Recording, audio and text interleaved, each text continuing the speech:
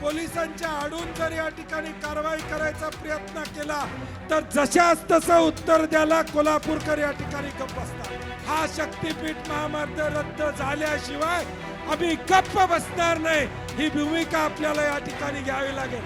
उद्या किती संघर्ष करायला येऊ दे, लाठी खायला या ठिकाणी लागू दे, जेल मध्ये जायला लागलं तरी आम्ही सगळे जेल मध्ये जायला या ठिकाणी तयार आहोत। लागेल की हा रस्ता आम्हाला या ठिकाणी गरजेचा नाही, ही भूमिका आपल्याला या ठिकाणी घ्यावी लागेल। 86,000 कोटी 1,00,000 कोटी तुम्ही या ठिकाणी खर्च करायला लागलाय। इकडे पेट्रोल डिझेलचे दर वाढलेत, तिथं अनुदान द्या 5-5 पेट्रोल आणि डिझेलला। खताचे दर वाढलेत, खताला अनुदान त्या ठिकाणी द्या। 1,00,000 कोटी खर्च करण्यापेक्षा हे 1,00,000 कोटी सगळ्या महाराष्ट्रातल्या गावांमध्ये दिले तर किमान 2-5 कोटी रुपये प्रत्येक गावाला गावातले रस्ते करण्यासाठी या ठिकाणी मिळतील, अशी आमची अपेक्षा या ठिकाणी। हा गरज नसलेला महामार्ग आहे, ह्याच्यावर पैसे तुम्ही खर्च करू नका, ही भूमिका आमची प्रामुख्याने या सगळ्या दृष्टीमध्ये या ठिकाणी आहे। आणि म्हणून हा लढा फक्त आपल्याला आता मेळावा घेऊन या ठिकाणी चालणार नाही, ज्याचा उल्लेख राजू शेट्टीने आणि अनेक वक्त्यांनी केला। आता पोलीस बळाचा वापर उद्याच्या भविष्य काळात या ठिकाणी केला जाईल। आमच्या प्रशासनाला देखील जाहीर आव्हान आहे, पोलिसांना देखील आमची विनंती आहे, आमचं वांदं पोलिसांच्या बरोबर या ठिकाणी नाही आहे। पोलिसांच्या आडून जर या ठिकाणी कारवाई करायचा प्रयत्न केला तर जशास तसं उत्तर द्यायला कोल्हापूरकर या ठिकाणी गप्प बसणार, जशास तसं उत्तर या ठिकाणी दिलं जाईल। ही रस्त्यावरची लढाई आहे, तुम्ही जर जोर जबरदस्ती या ठिकाणी करायला लागला तर या रस्त्याच्या लढाईला उग्र स्वरूप जर या ठिकाणी निर्माण झालं, उद्या कायदा आणि सुव्यवस्था या जिल्ह्यातला बिघडला, या 13 जिल्ह्यातला बिघडला तर त्याला जबाबदार सरकार या ठिकाणी असणार आहे। आम्हाला नको आहे ते तुम्ही आमच्या माती मारायचा प्रयत्न केला, आरेला कार्य म्हणायची ताकद या महाराष्ट्रातल्या जनतेची आहे, हे दाखवून देण्याचं काम आम्ही निश्चितपणे या ठिकाणी करू। मग कितीही केसेस होऊ द्यात, माझी लोकांना देखील या ठिकाणी विनंती आहे, तुम्ही आम्हाला हक द्या। या स्टेजवरची सगळी मंडळी, भले मी एखाद्या कार्यक्रमाला नसेल, राजू शेट्टी उपलब्ध नसले तरी या जिल्ह्यातले सगळे कार्यकर्ते ज्या गावामध्ये मोजणी येईल, ज्या गावामध्ये पोलीस बळाचा वापर केला जाईल, तिथं आम्ही त्या ठिकाणी या ठिकाणी कवच म्हणून तुमच्यासाठी उभं राहू, हा विश्वास या निमित्तानं आम्ही देतो। आम्ही फक्त भाषण करून या ठिकाणी थांबणार नाही, भाषण करून थांबायचं असतं तर विधानसभेची निवडणूक झाल्यावर आम्ही थांबलो असतो। विधानसभेच्या निवडणुकीच्या आधी सरकारने अलाइनमेंट बदलली, रद्द करण्याचा निर्णय या ठिकाणी घेतला। एकदा निवडणूक झाली की या ठिकाणी प्रश्न संपला, दिलेलं आश्वासन संपलं। आम्ही निवडणुकीसाठी मतासाठी हा लढा या ठिकाणी हातात घेतलेला नाही, आम्ही हा लढा घेतलाय तो शेतकऱ्यांच्या हितासाठी घेतलेला आहे, शेतकऱ्यांची बाजू घेण्यासाठी या ठिकाणी घेतलेला आहे। सरकारला वाटत असेल ती एक नकाशावरची रेष आहे शेतकऱ्याची, परंतु ती रेष नाही, आमच्या आयुष्याची गोष्ट आहे, आमच्या आयुष्याच्या सुखादुःखाची ती रेष आहे, हे सरकारने या ठिकाणी लक्षात ठेवावं।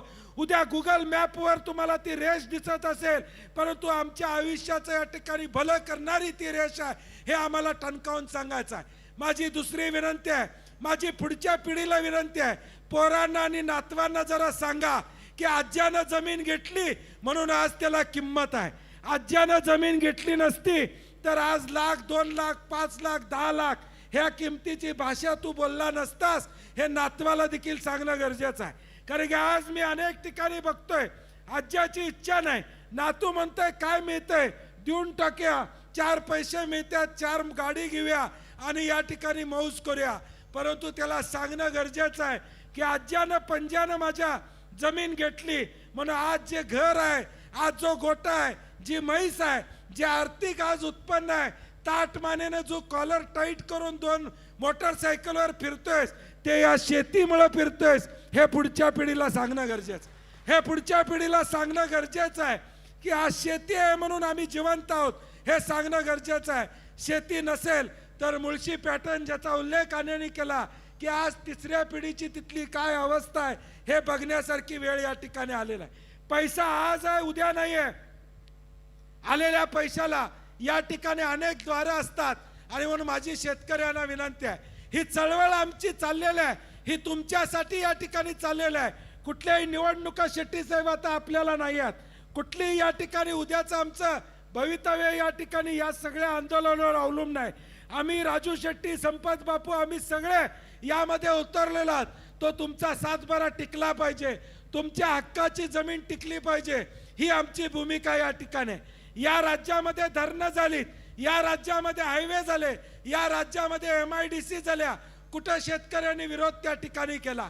जे चांगलं आहे त्याला सहकार्य करण्याची भूमिका या राज्यातल्या शेतकऱ्यांनी केली. परंतु आज गरज नसलेला शक्तीपीठ महामार्ग आहे.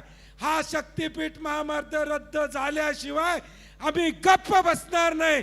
ही भूमिका आपल्याला या ठिकाणी घ्यावी लागेल. उद्या किती संघर्ष करायला येऊ दे, लाठी खायला या ठिकाणी लागू दे, जेलमध्ये जायला लागलं तरी आम्ही सगळे जेलमध्ये जायला या ठिकाणी तयार आहोत. परंतु आमची भूमिका या शेतकऱ्याच्या बाजूने निश्चितपणे येणाऱ्या भविष्य काळात या ठिकाणी राहणार आहे. हा विश्वास या कार्यक्रमाच्या निमित्ताने या ठिकाणी देतो. आज 18 तारीख आहे, 22 तारखेपर्यंत गावातले मेळावे झाले पाहिजेत. आज 18 तारीख आहे, 22 तारखेपर्यंत गावातले मेळावे झाले पाहिजेत. 22 तारखेपर्यंत गावातले मेळावे झाले पाहिजेत. 25 तारीख शेवट आहे. त्या 25 तारखेला आपल्याला हरकती प्रांतांच्याकडे गेला पाहिजेत आणि हे मेळावे झाल्यानंतर आता आमची स्टेजवर चर्चा झाली आहे. एक भव्य मोर्चा 9 जूनला दसरा चौकातून कलेक्टर ऑफिसला या ठिकाणी जाईल. हा मोर्चा काढायचा ना, जोरात सगळ्यांनी हात वर करा.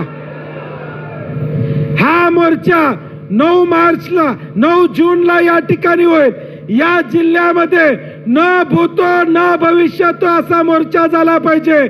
सगळ्यांनी घरदार घेऊन ज्यांच्या जमिनी जातात, बायका पोरांसकट या मोर्चाला आलं पाहिजे. मगाशी सांगितलं त्याप्रमाणे इथं स्टेजवर बसणाऱ्या राजू शेट्टींची जमीन जात नाही, बंटी पाटलाची जमीन जात नाही. ज्याची जमीन जाते त्यांच्यासाठी आम्ही या ठिकाणी मैदानात उतरलोय.